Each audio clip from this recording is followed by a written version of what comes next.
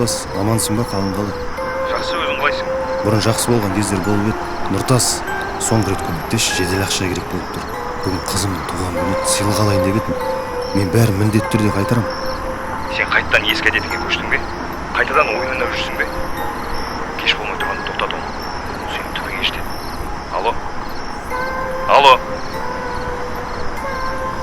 Алло, папа. Қалыңыз қалай? Иә, қызым, жақсы. Пап, сіз бүгін келмейтін бе едіңіз?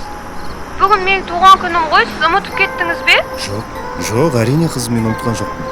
Ренжімеші, бүгін келе алмаймын, жұмысым көп. Жұмысым біткен соң міндетті түрде келемін. Алло, қызым.